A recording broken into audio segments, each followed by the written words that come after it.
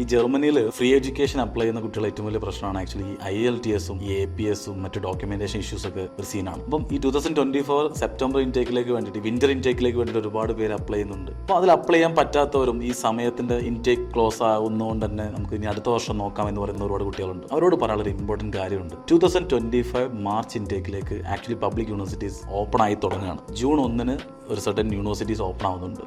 അതിൽ നിങ്ങൾക്ക് IELTS-ഉം വേണ്ട, APS-ഉം വേണ്ട, നിങ്ങൾക്ക് ഈ പറയുന്ന MOA പോലത്തെ ഡോക്യുമെൻറ്റ്സ് ഒന്നുമില്ലാതെ നിങ്ങൾക്ക് ആപ്ലിക്കേഷൻ ഇട്ട് ഓഫർ ലെറ്റർ കരസ്ഥാക്കാൻ പറ്റും. ഓഫർ ലെറ്റർ കിട്ടി നമുക്ക് സമാധാനമായിട്ട് എന്ത് ചെയ്താൽ മതി, വിസയുടെ സമയമാകുമ്പോഴത്തേക്ക് ഇത്തരം ഡോക്യുമെൻറ്റ്സ് ഒക്കെ സെറ്റ് ചെയ്ത് കൊടുത്താൽ മതി. ഇതൊരു ഓപ്പർച്യൂണിറ്റിയാണ്.